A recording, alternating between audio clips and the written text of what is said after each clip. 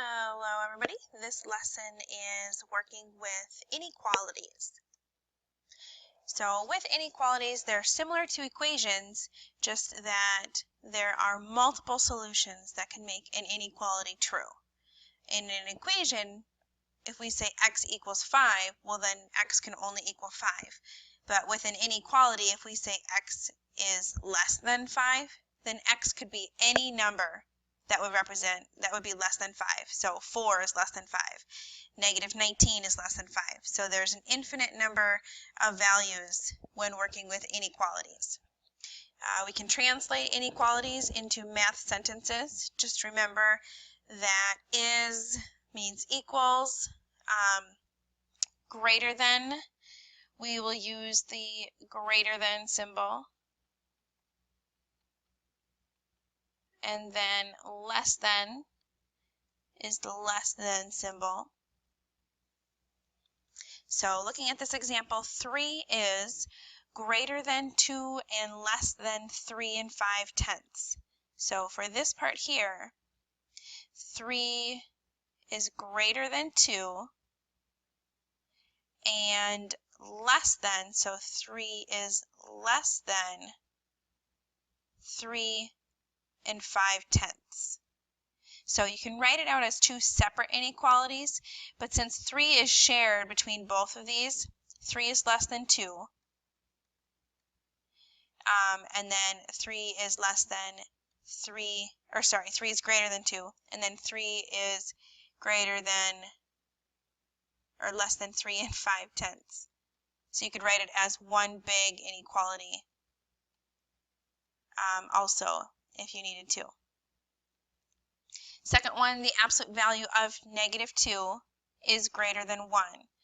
So the absolute value of negative 2 is greater than 1. And this comes out to be true because the absolute value of negative 2 is 2. 2 is greater than 1.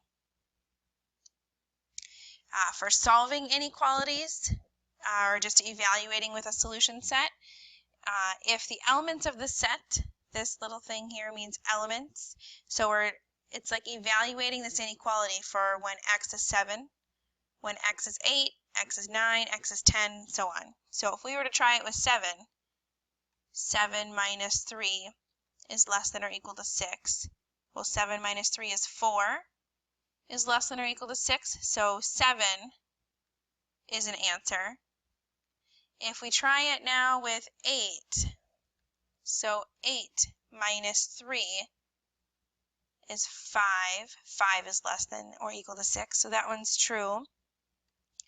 If we try it with 9, 9 minus 3 is 6. 6 is less than or equal to 6, so that one is also true.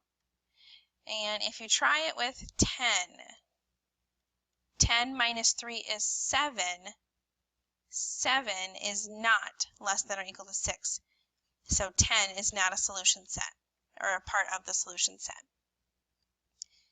And then if you have to graph an inequality,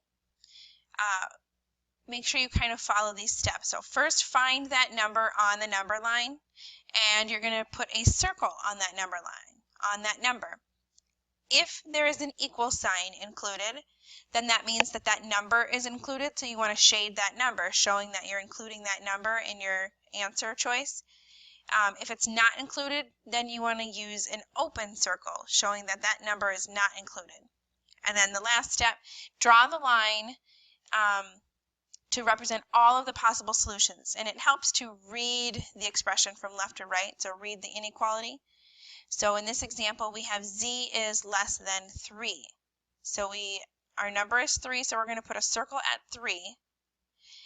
And there's no equal sign underneath, so I want to leave this as an open circle. And then since this is saying z is less than 3, then all of the numbers that are less than 3 represent an answer. So think of all the numbers that are smaller than 3. If you look at 3 here, 2 is smaller than 3, 1 is smaller than 3, 0 is smaller than 3. So we would shade our graph going to the left. If you look on this side, 4 is not smaller than 3. So if you were to substitute in 4 in for z, it would not work out. So you know you wouldn't want to shade this side of your graph. So if you're not positive what side to shade, choose one of the values on the number line and plug it in and see if it makes it true. If it's true, then that's the side you shade. And it's an open circle because 3 is not included. There's no equal sign with that inequality. So again, just a quick overview of it so you've got it for your notes. If you use less than or greater than, then you have an open circle because that number is not included. If you have the greater than or equal to or less than or equal to, then you want a closed circle because this closed circle means that that number is a solution. So you want to include it in your shading. So a couple more examples for graphing. X is less than 9. So take our number 9, we want to circle on 9. I don't see an equal sign, so I want to keep it as an open circle.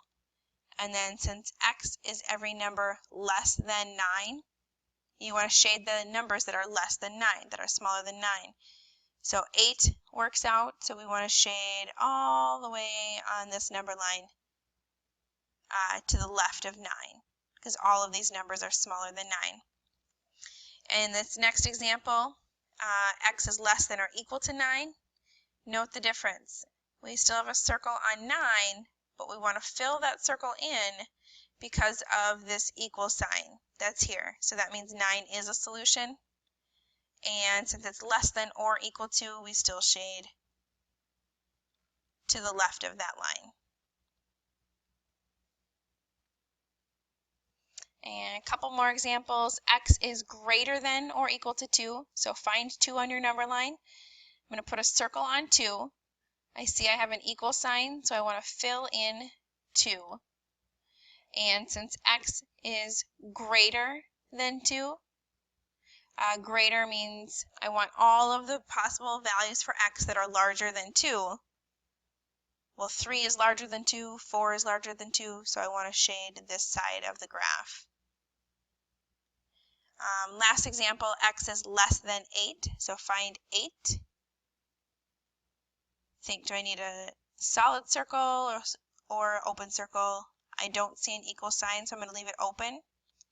And then X is less than 8.